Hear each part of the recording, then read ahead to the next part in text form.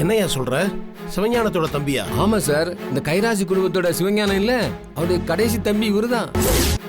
அதான் அவர் இங்க என்ன பண்றாருன்னு புரியாம கேட்டேன். என்னது? பிரவீன் சார், அந்த தம்பியை கூப்பிடுங்க. Okay sir.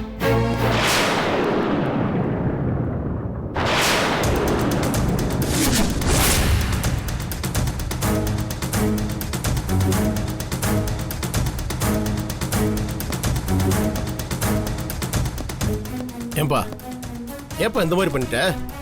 நீ பாட்டுக்கு கஷ்டம் அது இதுன்னு சொல்லிட்டு வேலைக்கு சேர்ந்த, கடைசியில் பார்த்தா சிவஞானம் தம்பின்னு இவர் சொல்றாரு. ஏப்பா நீ சொல்லக்கூடாதா? உங்க அண்ணன் எனக்கு எவ்வளோ பழக்கம் தெரியுமா? முதல்ல அவர் எவ்வளோ பெரிய ஆள் தெரியுமா? நாங்கள் இந்த காஞ்சிபுரத்தில் வாழ்கிறோம்னா அவர் செஞ்ச புண்ணியம் தான்ப்பா. நீ போய் வேலைக்கு வந்துட்டு என்கிட்ட ஏச்சு பேச்சு கேட்குற. 1000 இருக்கட்ட அண்ணன் தம்பிக்குள்ள, அதுக்காக எப்படியா?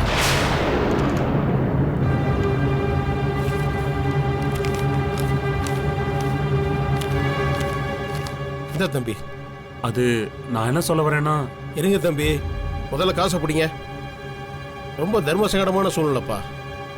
உங்க அண்ணன் கிட்ட பேசுங்க, ஒரு பிரச்சனையும் இல்லை. இத்தனை நாள் வேலை செஞ்சதுக்கு இதை வச்சிங்க. கிளம்புங்க.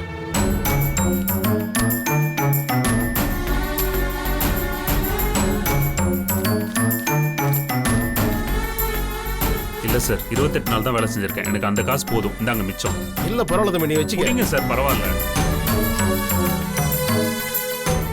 ரொம்ப நன்றி சார். வரேன். வாங்க வாங்க.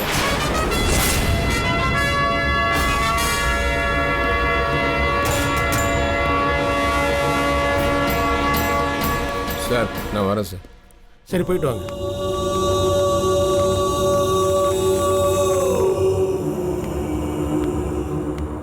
என்ன தம்பி நீங்க போய் இங்க? தயவு செஞ்சு எதுவும் பேசாதீங்க. உங்களால என்னைக்குமே எனக்கு நல்லது நடக்க போறதில்ல. என்ன எதுன்னு தெரியாம ஏதாவது பண்ணிடுறீங்க. உங்களெல்லாம் நான் ஏதாவது சொல்லிட போறேன். தயவு செஞ்சு போங்க. என்ன தம்பி? போங்கன்னு சொல்றேன்ல.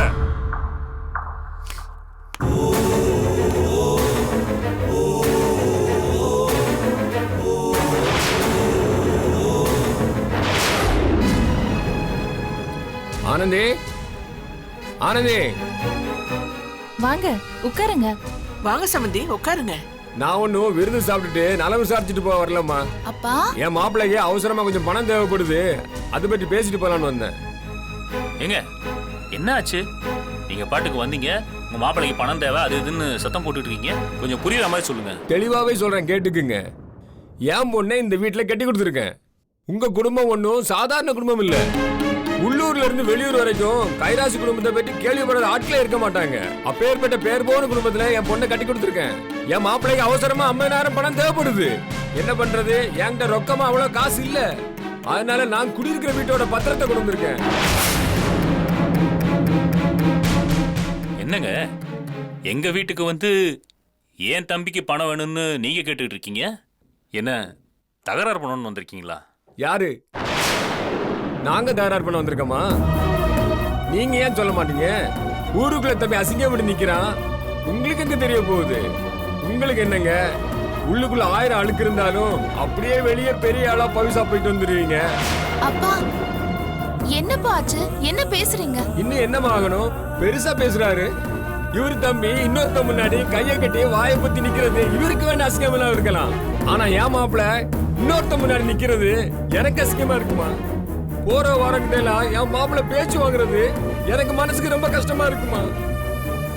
என் வாழ்க்கை தான் இப்படி ஆகி போச்சுன்னா இன்னைக்கு இவருக்கு இந்த நிலைமை ஆகி போச்சுன்னு என் மனசுக்கு ரொம்ப வேதனையா இருக்குமா? அதனாலதான் இங்க வந்து பேசிக்கிட்டு இருக்கேன். அப்பா இப்ப எல்லாமே நல்லாதான்ப்பா போயிட்டு இருக்கு. அவர் வேலைக்கு போக ஆரம்பிச்சிட்டாருப்பா. எங்க? அந்த டைல்ஸ் கம்பெனி வேலைக்கு தானே? அங்கேயே அவர் வேலை போயிடுச்சுமா?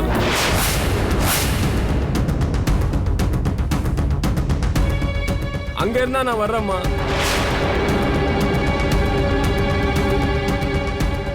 என்னப்பா என்ன சொல்றீங்க நீங்க? ஆமாம்மா, பெரிய இடத்து பிள்ளை அங்க வேலைக்கு போனதுனால அவங்க மனசுக்கு என்ன தோணுச்சோ, என்ன நினைச்சாங்களோ எது நினைச்சாங்களோ மாச சம்பளத்தை கொடுத்து அனுப்பிட்டாங்கம்மா. எது எப்படியோ என் மாப்பிள்ள வேற யார்கிட்டயோ போய் கையேந்திரதை விட நானே அவருக்கு ஏதாவது பண்ணலாம்ல. அந்த உரிமை எனக்கு இருக்கு, கடமை இருக்கு.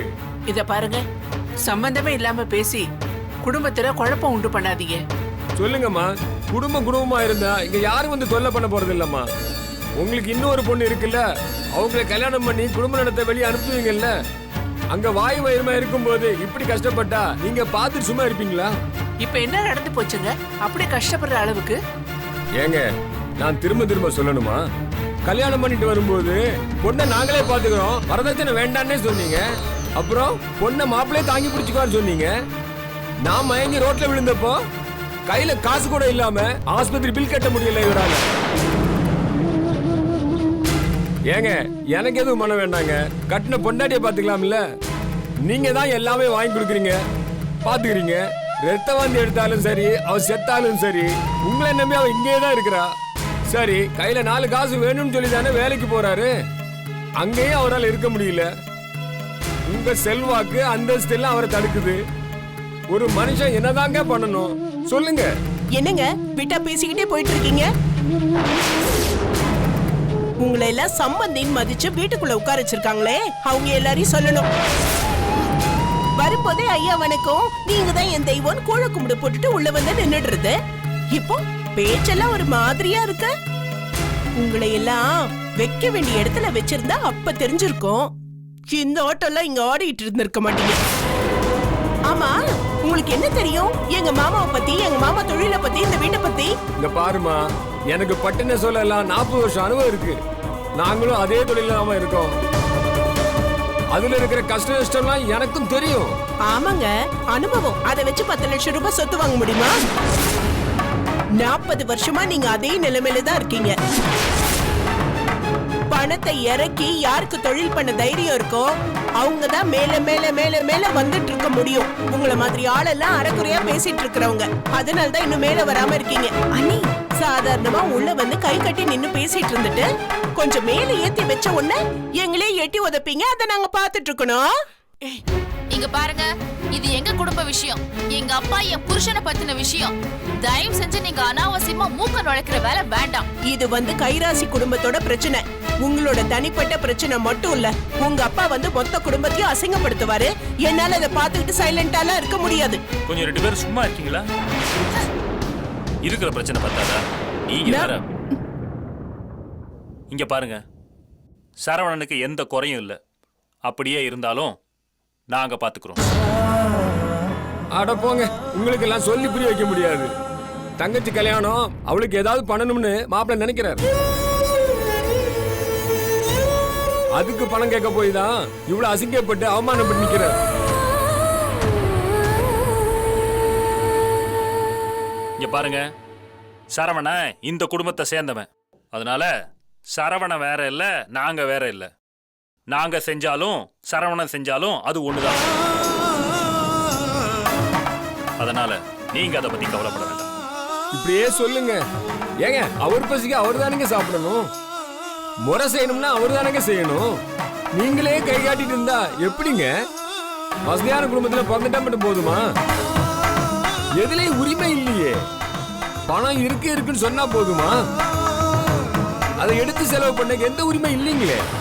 கை குழந்தைக்கு தூரமா ஒரு பொம்மையை காமிச்சு, அது உனக்கு தான், அதை நீ பார்க்கலாம், ஆனா அதை தூக்கி விளையாடக்கூடாது அப்படின்னு சொன்ன மாதிரி இருக்கு. ஏங்க, எதுக்கு தேவையில்லாம இங்க வந்து பேசிட்டு இருக்கீங்க? அங்க வேலை போறதுக்கு வழி பண்ணிட்டு இங்க வந்து குழப்பம் பண்ணி மொத்தமா முடிக்க பாக்குறீங்களா? மாப்பிள, நீங்க தப்பா புரிஞ்சுட்டு பேசுறீங்க. நீங்க எதுவும் பேச வேண்டாம், வெளியில போ. ஏய் சரவணா, மாப்பிள, நான் சொல்றது கொஞ்சம் கேளுங்க. தயவு செஞ்சு வெளியில போங்க, எல்லாம் அப்புறம் பேசிக்கலாம். இல்ல மாப்பிள, நான் என்ன சொல்ல வரேன், வெளில போயாங்க.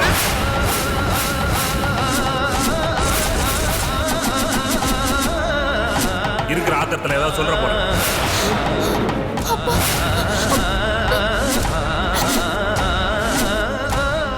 டேய், என்னடா நீ? சம்பந்தி, நீங்க ஒண்ணு நினைச்சுக்காதீங்க. அப்பா, அப்பா.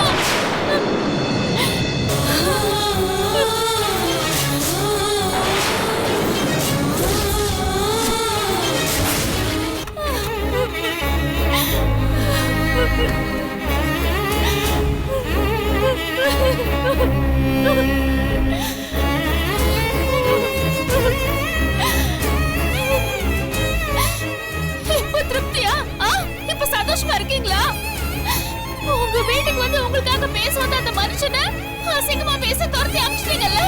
இப்ப நிம்மதி தானே உங்களுக்கு? ஆனந்தி ஐயோ ஏங்க ஏங்க இப்படி நடந்துக்கிறீங்க? ஒவ்வொரு முறையும் என்ன அவமானப்படுத்துறது மட்டும் நீங்க குறிக்கோளை வச்சிருக்கீங்கல்ல? ஏய் இல்ல ஆனா உங்களுக்கு அதுல என்ன நிம்மதி கிடைக்குதுன்னு எனக்கு தெரியல. யார திருப்திப்படுத்த நீங்க இப்படி எல்லாம் நடந்துக்கிறீங்க? யார் உங்க அண்ணா அண்ணி அங்க இருக்காங்களா உங்களுக்கா? இல்ல உங்களை நீங்களே திருப்திப்படுத்திக்கிறீங்களா? சொல்லுங்க. இல்ல ஆனந்தி, நான் சொல்றத கொஞ்சம் கேளு. என்ன கேட்கணும்? என்ன கேட்கணும் சொல்லுங்க. நீங்க கேக்குறீங்களா? உங்களுக்கு என்ன வேணும் நீங்க கேக்குறீங்களா? ஐயோ சாமி, வாயை திறக்க காசு தான் கொடுக்கணும் உங்களுக்கு. அவ்வளவு பவ்யமா நடந்துக்கிறீங்கல்ல. உங்க தேவை கேட்க நீங்க ஏங்க தயக்கப்படுறீங்க? எல்லாரும் டீ சாப்பிட்டா எனக்கு அதே போதும்ல. ஏன் உங்களுக்கு காஃபி பிடிக்கும்னு கேக்குறதுக்கு என்னங்க தயக்கம் அப்படி? பொண்டாட்டி ஹாஸ்பிட்டல் கூட்டிட்டு போக வண்டி கேட்க தயக்கம், அவ மாதி எடுத்தா மாத்திரைக்கு காசு கேட்க தயக்கம், வெளியில கூட்டிட்டு போக தயக்கம், வேலைக்கு போக தயக்கம், அது சொல்ல தயக்கம், இது சொல்ல தயக்கம். ஐயோ சாமி, உங்களை கல்யாணம் பண்ணதுக்கு நான் படுற கஷ்டம் இருக்கே தாங்கல. ஏங்க மைக்கு புடிச்சு பேசும்போது நல்லா தெளிவா தானே பேசுறீங்க. யாராவது வரதட்சணை கொடுத்தா அதை தடுத்து நிறுத்துவீங்க. அது எப்படிங்க? எப்படி? மகளிர் மேம்பாடு முன்னேற்றம், பாரதியார், வள்ளுவர், அது இது இதெல்லாம் பேசும்போது நல்லா இருக்குல்ல? நல்லா இருக்கா? ஆனா கட்டின பொண்டாட்டிக்காக வீட்டுல பேசும்போது கொஞ்சம் சிக்குது திக்குதுல்ல? ஆனந்தி, என்னோட நிலைமையில வந்து கொஞ்சம் யோசிச்சு பாரு. என்னங்க என்னங்க உங்க நிலைமை? ஏன் நிலைமைய கொஞ்சம் யோசிச்சு பாருங்க. இந்த வீட்டுல எத்தனை மருமக இருக்காங்க. வைஜெயந்தி வாய் கிழியா பேசுவா. அவளுக்கு என்னங்க, அவ ராஜா வீட்டு கண்டுக்குட்டி. யார்கிட்டயும் எதையும் கேட்கணும்ன்ற அவசியமே அவளுக்கு கிடையாது. அவங்க அப்பா அவளுக்கு கோடியில் அபிஷேகம் பண்றாரு. பானு அக்கா மொத்தமாவே போயாச்சு. மீனாட்சி அக்கா இந்த வீட்டுல எல்லாமே. இதுல நான் தான் ஒண்ணுமே இல்லாதவ. எல்லாத்துக்கும் சலிச்சவ நான் தானே. நீங்க பாருங்க, உங்ககிட்ட கேட்டு கேட்டு புலம்பி இப்படி அழுதுகிட்டு இருக்க. ஒரு நிமிஷத்துல எங்க அப்பாவை தூக்கி எரிச்சு பேசிட்டீங்கல்ல. அவர் யாருக்காக பேசினாரு, எதுக்காக பேசினாருன்னு யோசிச்சு பாத்தீங்களா? சொல்லுங்க. அவர் உங்க மாமனார நினைச்சிருந்தா நீங்க இப்படி எல்லாம் பேசிருப்பீங்களா? எப்ப வரைக்கும் உங்க கீழே வேலை பாக்குற நெசவாளரா நினைச்சுதான் இப்படி எல்லாம் பேசுறீங்க? அன்னைக்கு உங்க அண்ணன் கை நீட்டுற அளவுக்கு போயும் கூட நீங்க பணிச்சுதானே பேசுனீங்க. உங்க பெரிய அண்ணனும் சின்ன அண்ணனும் மாறி மாறி அது இதுன்னு சொல்லும் போது ஒரு வார்த்தை கூட எதிர்த்து பேசாம நின்னுட்டு இருந்தீங்கல்ல. உங்க அண்ணன் நகையை எடுத்து போட்டு நாங்க தனியா உமாவுக்கு செய்யறேன்னு சொன்னப்போ அது எப்படிங்க? அது எப்படி? எல்லாரும் குடும்பமா செய்யும் போது நீங்க மட்டும் தனியா செஞ்ச எப்படின்னு ஒரு வார்த்தையாவது கேட்டீங்களா நீங்க? எல்லாத்துக்கும் மண்டை ஆடிட்டு தானே நின்னுட்டு இருந்தீங்க. யார் வேணாலும் என்ன வேணாலும் பேசலாம். ஆனா எங்க அப்பா அவர் மாப்பிள்ளை பொண்ணுக்காக ஒரு வார்த்தை பேசினது தப்பாயிடுச்சுல உங்களுக்கு? நான் சொல்றது கொஞ்சம் கேள. ஏதோ ஒரு கோவத்துல தான் நான். வேண்டாங்க, வேண்டாம். எனக்கு தெரியும் நீங்க எதுக்காக இப்படி பேசுறீங்கன்னு. வயித்துல குழந்தை இருக்கு, அது நல்லபடியா இருக்கணும், அது கஷ்டப்படக்கூடாது. அதானே உங்களுக்கு? நான் கஷ்டப்படல, எங்க அப்பா கஷ்டப்படலாம் இல்ல. ஆனா இது உங்க வாரிசு, உங்க குடும்ப வாரிசு. அது மட்டும் கஷ்டப்படாம நல்லபடியா பிறந்துடணும் இல்லைங்க? இன்னும் ஒரு சுயநலம் உங்களுக்கு. இங்க பாருங்க, நான் சந்தோஷமாவும் இல்ல நிம்மதியாவும் இல்ல இந்த வீட்டுல. என்ன மாரி இந்த குழந்தை நல்லபடியா பிறந்துட்டு போட்டோம். எப்படியா போட்டோம். எனக்கு வேண்டாம். ஆனந்தி, அழாதம்மா ஆனந்தி.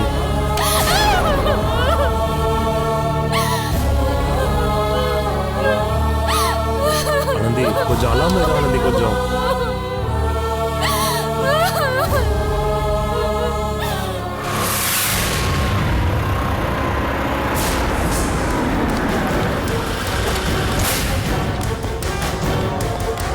அந்த வீடு தான் சார்.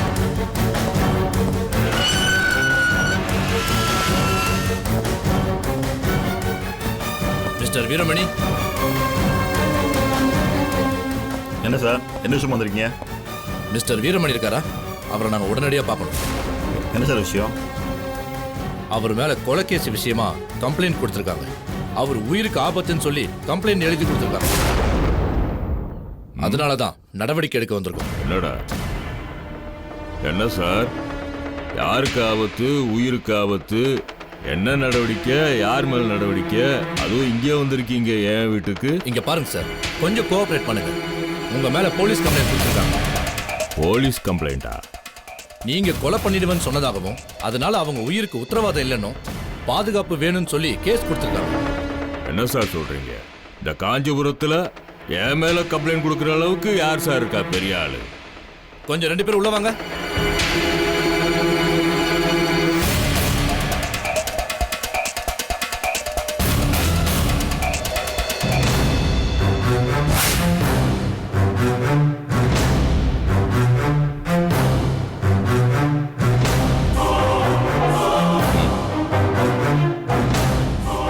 இந்த சுண்டக்காய் பைய கொடுத்த கம்ப்ளைண்ட் எடுத்து வீடு வரைக்கும் வந்துட்டீங்களா?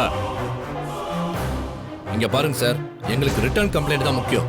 யாரு கொடுத்தாலும் நாங்க நடவடிக்கை எடுக்க வேண்டியது எங்களோட கடமை. அதைத்தான் நாங்க செய்யறோம். நீங்க அப்படி ஒரு வார்த்தை சொல்லாம அவங்க கம்ப்ளைண்ட் கொடுப்பாங்களா? கண்டிப்பா சார். என் கையாலே கொண்டு பெட்ரோல் ஊத்தி கொளுத்திடுவேன்னு சொல்லியிருக்காரு சார். அதனாலதான் சார் நான் ஸ்டேஷன்ல வந்து கம்ப்ளைண்ட் கொடுத்துருக்கேன். என் செல்போன்ல அவர் பேசுனது ரெக்கார்ட் ஆயிருக்கு. உங்களுக்கு போட்டு காட்டினா அதை நீங்க கேட்டீங்களா? டேய் ஏண்டா, கோவத்துல அடிச்சு போடுவேன், பொண்ணு ஓடுவேன்னு ஒரு பெத்தப்பன் சொன்னா அப்படியே போலீஸ் ஸ்டேஷன் வரைக்கும் கொண்டு போய் அப்படியே கம்பி எண்ணெய் வச்சிடலாம் அப்படின்னு பிளான் போடுறியா? என்னது பேச்சுக்கு சொன்னீங்களா? இதுதானே சில மாசமா பேச்சாவே இருக்கு. இத பாருங்க, ஒவ்வொரு நாளும் என்ன நடக்கும் ஏது நடக்கும் நாங்க பயந்துட்டு நெஞ்சில நெருப்ப கட்டிட்டு இருக்க முடியாது. நீங்க எப்ப என்ன பண்ணுவீங்கன்னு நாங்க பயந்துட்டே வாழ்ந்துட்டு இருக்க முடியாது. அதனாலதான் இதுக்கெல்லாம் ஒரு முடிவு கட்டணும்னு போய் கம்ப்ளைண்ட் கொடுத்துருக்கோம். இப்ப நீங்க இதுக்கு பதில் சொல்லி ஆகணும். திமிரு கூடி போச்சுல. ஏண்டா, காஞ்சிபுரத்துல என் பொசிஷன் என்ன, என் ஸ்டேட்டஸ் என்ன, என்ன எதிர்த்து நீ கம்ப்ளைண்ட் கொடுக்குறியா? எங்க முன்னாடி நின்று பேசுறதுக்கே பம்மிக்கிட்டு நிப்பான் இவன். இவனெல்லாம் வேணாப்பா, போலீஸ் தேவையில்லாத வார்த்தை விடாதுப்பா. எதையும் அவங்க நம்ம முதல்ல கம்ப்ளைண்ட் கொடுத்துருக்காங்க. நீங்கள் வேற மேலும் மேலும் பிரச்சனை பெருசாகாதீங்க. பெரிய பிரச்சனையாக இருக்குதுப்பா. சார் இதை பாருங்க சார், நான் தெளிவாக சொல்லிடுறேன். என் மேலே கம்ப்ளைண்ட் கொடுத்துருக்குறாரு இவர் வேற யாரும் இல்லை, நான் பெத்த வாரிசு, என் முத்து அவர். சார், சாதாரண அண்ணன் தம்பி பிரச்சனை, குடும்ப பிரச்சனை, இதெல்லாம் நாங்கள் பேசி சமாளிச்சுக்கிடுவோம். நீங்கள் உங்கள் வேலையை பாருங்க சார். அதெல்லாம் இல்லை சார். இவங்க தேவையில்லாம பேசி மழுப்ப பார்க்குறாங்க. இவருக்கு 2 பொண்டாட்டி சார். நான் முதல் தரத்து பையன். இந்த சொத்தையெல்லாம் 2ஆம் தரத்து வாரிசுங்களே சுருட்ட பிளான் போடுறாங்க சார். கோமல் ஹாஸ்பிட்டல்ல கிடக்குறான். உழைக்கிறது ரொம்ப கஷ்டம். என்னையும் அடிச்சு விரட்டிட்டா இது அங்க நிக்கிறாங்களே, இவங்க வாரிசு தானே. அதனாலதான் எல்லாத்தையும் சுருட்ட பிளான் போடுறாங்க. டேய் வீரா, வேணாண்டா, ரொம்ப தப்பா பேசுற. நல்லா இல்ல. வீட்டில் போலீஸ் வந்திருக்காங்க. அவங்க முன்னாடி குடும்ப விஷயத்தை பேசி அசிங்கப்படுத்தாத. டேய், யார் குடும்பம்டா? இந்த குடும்பத்துக்கு எனக்கு இனிமே எந்த சம்பந்தமும் இல்ல. சார் இங்க பாருங்க, நாட்டுல வெளியாளுங்க போடுற சண்டையை விட குடும்பத்துக்குள்ள நடக்கிற சண்டை தான் சார் அதிகமா இருக்கு. இப்படி வெட்டிட்டு குத்திட்டு சாவறது தான் சார் அதிகமா இருக்கு. அதுல அண்ணன் தம்பி சண்டை தான் பாதி கேஸ். அதுவும் 2 பொண்டாட்டி வச்சிருக்கவன் பிரச்சனை எங்களுக்கே மொழி பெருங்குது சார். தயவு செஞ்சு உங்க மகனோட சமாதானமா போயிடுங்க, இல்ல பேசி தீர்த்துக்குங்க, ஏதோ பண்ணுங்க. ஆனா எங்க ஃபார்மாலிட்டிஸ் படி ஒரு பேப்பர்ல அவங்களுக்கு எங்கனால எதுவும் நடக்காதுன்னு, எது நடந்தாலும் அதுக்கு நான் தான் பொறுப்புன்னு எழுதி கையெழுத்து போட்டு கொடுத்துருங்க. நான் போயிடுறேன். எதுக்காக சார்? கண்டவனுக்காக நான் எதுக்கு சார் கையெழுத்து போட்டு கொடுக்கணும்? அவருக்கு இருக்க ஊரா எதிரி வச்சிருக்கிறாரு அவரு. யார் என்ன பண்ணாலும் அதுக்கு நான் பொறுப்பெடுக்க முடியுமா? என்ன பேசுறீங்க? நீங்க தானே சார் அந்த மாதிரி பேசிருக்கீங்க. உங்க மேல தானே சார் அவர் கம்ப்ளைண்ட் கொடுத்திருக்காரு. இதுக்கு மேல எல்லாம் உங்க கூட பேச்சுவார்த்தை நடத்திட்டு இருக்க முடியாது சார். உங்களால எழுதி தர முடியலன்னா நான் கேஸை ஃபைல் பண்ணி ஆக்ஷன் எடுத்துக்கிறேன். சார் ப்ளீஸ் சார், ஒரு 5 மினிட்ஸ் சார். அப்பா ரொம்ப படப்படன்னு இருக்காரு சார். திடீர்னு கேஸ் அதுக்குன்னு சொன்னால் பிரச்சனை தானே செய்யும். அவர்கிட்ட பேசி நான் எழுதி தரேன் சார். Please sir. சரி போங்க. வாங்கப்பா.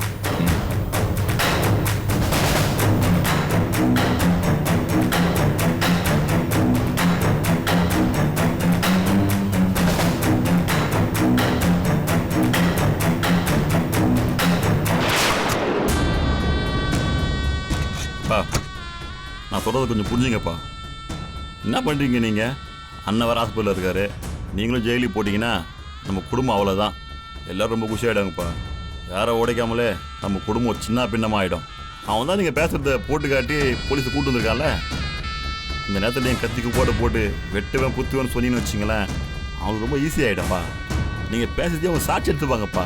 கொஞ்சம் நிதானமாக பேசுங்கப்பா. இல்லை, நான் என்ன பண்ணணும்னு சொல்லு. அப்பா மொத்தமாக அவன் கேட்குற மாதிரி எழுதி கைது போட்டு கொடுத்துடலாம்ப்பா. அதுக்கப்புறம் வைத்தியகிட்ட சொல்லி மேலிடத்தில் என்ன பண்ணணுமோ அதை பண்ணிடலாம்ப்பா. சொன்னால் கேளுங்கப்பா. நீ சொல்றதும் சரிதான். அவன் 8 அடி பாஞ்சானா நாம 16 அடி பாயோன்னு அவனுக்கு புரியல. புரிய வைப்போம்.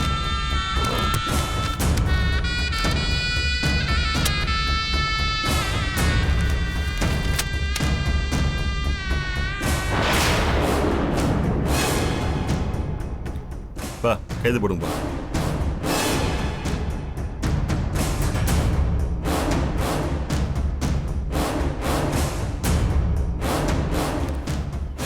போய் தூக்கி ஏறி போ.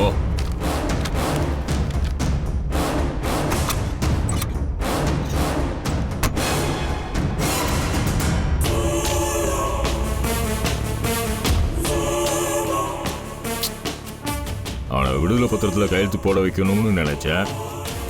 நம்மளை கம்ப்ளைண்ட் பேப்பரில் கையெழுத்து போட வச்சுட்டான்.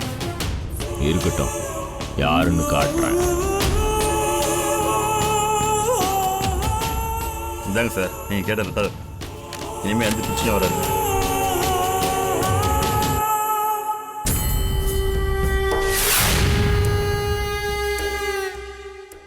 Okay fine. இதோ பாருங்க சார், உங்க அப்பா கைப்பட எழுதி கொடுத்துருக்காரு. இனிமே நாங்க ஹேண்டில் பண்ணிக்கிறோம்.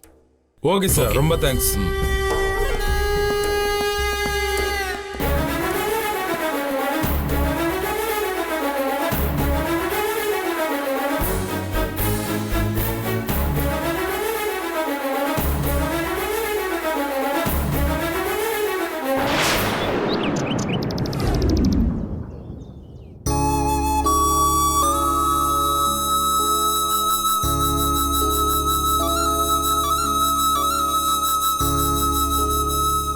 அட விடுங்க, அதையே நினைச்சிட்டு இருக்கீங்க.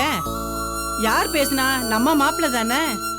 பாவம், அவர் என்ன சூழ்நிலையில பேசினாரோ கண்டிப்பா மனசறிஞ்சு பேசியிருக்க மாட்டாருங்க. ஏதோ ஆத்திரம், இயலாமை. இல்ல வள்ளி, நான் கொஞ்சம் மனசு உடைஞ்சு போய் இருக்கிறேன். பொதுவா கோவமா பேசுவாரு, குரலை கூட ஒஸ்தி பேசுவாரு, அது தெரிஞ்ச விஷயம்தான். ஆனா இந்த தடவை எனக்கு புரியுதுங்க, அவர் அந்த மாதிரி ஆள் கிடையாது. அப்பா வாங்க மாப்பிள்ள, வாமா, வாமா. வாங்க தம்பி, வாமா. உட்காருங்க வாங்க தம்பி. மாப்பிள்ள, உட்காருங்க. வாமா தம்பி, வாங்க மாப்பிள்ள. உட்காருங்க தம்பி, உட்காருங்க. வாமா வள்ளி, காப்பி எடுத்துட்டு வா போ. சரிங்க.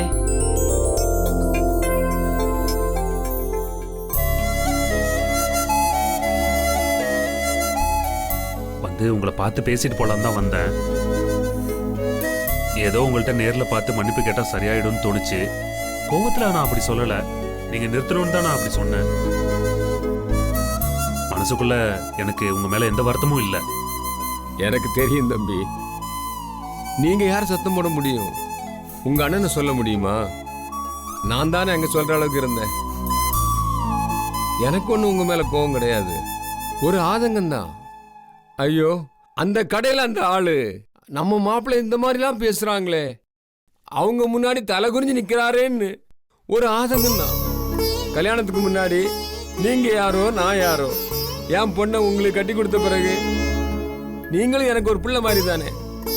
மாப்பிள்ளை இருக்கிற வீட்டு பத்திரத்தை அடகு வச்சாவது உங்களுக்கு ஏதாவது பண்ணணுங்கிற வேகம் தான். நான் எதுக்கு சொல்றேன்னா, நாளைக்கே இந்த கட்டை சாஞ்சிட்டுன்னா ஐயோ மாமா, என் பொண்ணுக்கு இருக்கிற ஒரே ஜீவன் நீங்க தானே. நீங்க சந்தோஷமா இருந்தா தானே அவ சந்தோஷமா இருப்பா. இந்த வயசுல நான் எதை எதிர்பார்க்கறது சொல்லுங்க? ஒண்ணுமே கிடையாது மாப்பிள்ள. ஒரு சிலர் மாதிரி நான் இங்க போகணும் அங்க போகணும், காசி ராமேஸ்வரம் எல்லாம் போகணும்னு எதுவுமே கிடையாது. ஒன்னே ஒண்ணுதான் மாப்பிள்ள, நீங்களும் என் பொண்ணும் சந்தோஷமா வாழ்றத பார்த்துக்கிட்டு கவலை இல்லாம கண்ண மூடி